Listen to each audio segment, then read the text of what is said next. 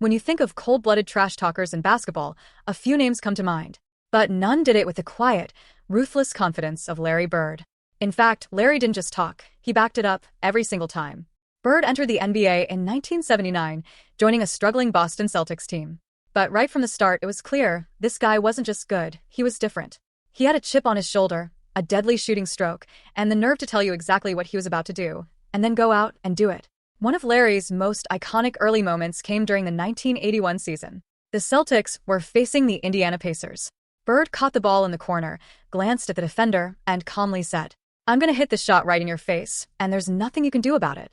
Then he stepped back and nailed the jumper like it was scripted. What made Bird so dangerous wasn't just his skill. It was his mind games.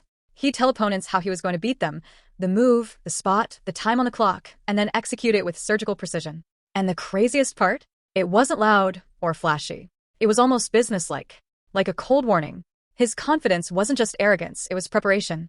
He studied the game obsessively, knew players' tendencies, and played with IQ levels far beyond his years. One time, a rookie was sent in to guard Bird and was told to play him tough. Bird looked at him and said, "Rookie, you better get someone to help you. I'm going for 40 tonight." That night, Larry dropped 42. Bird wasn't just humiliating players with words. He was exposing their weaknesses, tearing apart their defenses, and daring them to stop him. And most of the time, they couldn't. Let's talk about 1986, arguably the peak of Bird's dominance. The Celtics were on a mission, and Larry was unstoppable. But it wasn't just about scoring, it was the way he did it. He demoralized defenders before the ball even left his hands. Take the infamous story against the Seattle Supersonics. Bird told his defender, "I'm going to get the ball right here. I'm going to shoot it in your face. And there's not a damn thing you can do about it." And of course, he did exactly that. But Bird wasn't just going at rookies. He talked trash to future Hall of Famers and did it with a straight face. Against Dennis Rodman and the Pistons, Bird once said, "You guys are out here acting like you're tough, but I'm the one taking your lunch money every game." Then there's the story from the 1986 three-point contest. Before the event even began, Bird walked into the locker room, looked around at the other contestants, and said, "Which one of you is coming in second?" He didn't even take off his warm-up jacket for most of the contest and still won it. But perhaps the most savage Bird moment came during a game against the Atlanta Hawks. He was on fire, hitting jumper after jumper. On one play, he caught the ball, turned to the bench, not the court, and shouted, "I'm gonna hit this one from over there, just watch." He nailed the shot. The Hawks bench? They couldn't help but laugh and clap.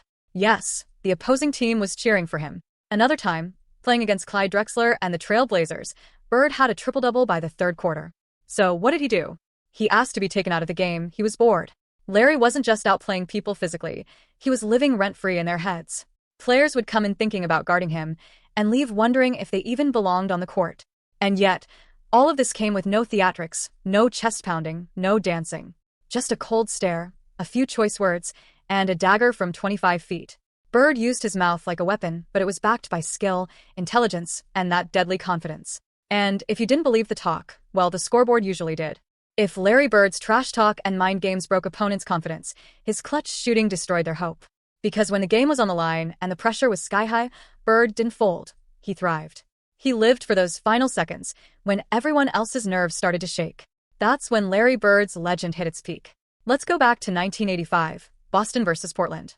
The game was tied, and there were just a few seconds on the clock. Everyone in the building, the fans, the players, even the popcorn guy in the nosebleeds, knew who was getting the ball. Bird came off a screen, caught it on the wing, and launched a fadeaway with a hand in his face. Swish. Game over. Cold. Like he'd just done a warm-up shot in an empty gym. But that was just the beginning. One of Bird's most savage moments came in 1990 against the Blazers. The game was tied again. Boston called timeout. Bird told the team, "Just give me the ball and get out of the way." Then he turned to the bench and said, "Coach, I'm going to hit the game winner, and then I'm going to walk straight to the locker room." He did exactly that, caught the inbound, hit the shot, and walked off the court without even looking back. The man didn't celebrate. He just left. That wasn't arrogance. That was certainty. Then there's the time Larry Bird hit a game winner with his left hand. Yes, you heard that right. During a game against the Trail Blazers in 1986, Bird decided to shoot almost the entire game left-handed, just to challenge himself. He said he was saving his right hand for the Lakers the next night. He still dropped 47 points, including the game winner, in overtime. Left-handed. Who does that? Let's not forget the playoff moments, either. That's where Bird's cold-blooded nature became mythical. In the 1981 Eastern Conference Finals against the Sixers, Bird made a clutch steal and then hit a dagger in crunch time. In the '84 Finals against the Lakers, he ripped the ball from Magic Johnson and buried key jumpers late in the fourth to secure a crucial win. That wasn't just clutch, that was soul-snatching. But maybe the most iconic example? Game 7, 1987, Eastern Conference Finals. Celtics versus Pistons. With seconds left, Detroit had the lead and possession. Victory looked certain. Then Larry Bird happened. Bird anticipated the inbounds pass, stole it clean, and in one fluid motion dished it to Dennis Johnson for the game-winning layup. The Garden erupted. The Pistons collapsed. And Larry? He didn't scream. He didn't taunt. He just knew he had done what he always did.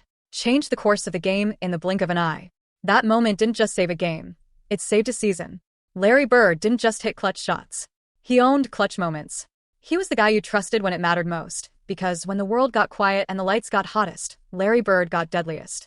By the time Larry Bird's legendary career came to a close in the early 1990s, he had already rewritten what it meant to be savage in the NBA. And not just because of his skill, but because of how he used it. The trash talk. The mind games.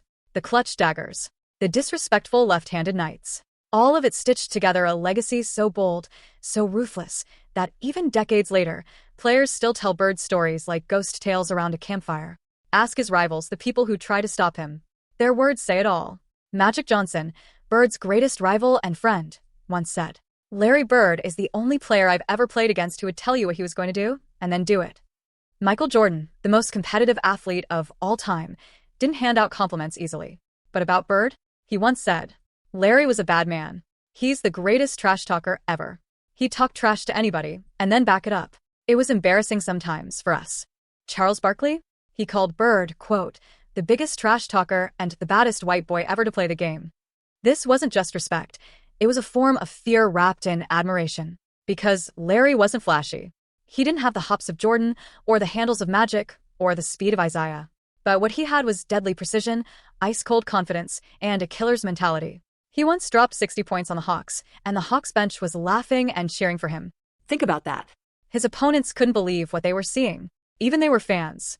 What made Bird's legacy so savage wasn't the volume of his words. It was the accuracy. He didn't just talk trash. He gave you a preview of your own demise.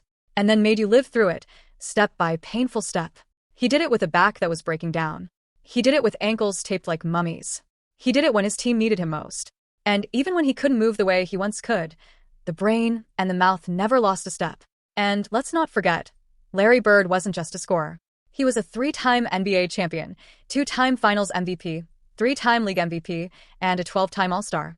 He led one of the most dominant eras in Celtics history and helped define the golden age of the NBA. He didn't need to dunk on you to humiliate you. He'd hit a step-back three, tell you the exact time he was going to do it, and then jog back on defense without even watching it go in. That was Larry Bird's version of fireworks, silent, surgical, and unstoppable. Today, in an era of highlight reels and social media bravado, Bird's savage moments still hit differently. Because they weren't just flash, they were fire wrapped in calm. Violence in slow motion. And every time you hear a retired player say, "You don't understand how cold Larry Bird was," just know they're not exaggerating. They're remembering what it felt like to be on the wrong end of one of the most cold-blooded legends the NBA has ever seen. Because when Larry Bird stepped on the court, he wasn't just playing the game. He was writing his name across it, one savage moment at a time.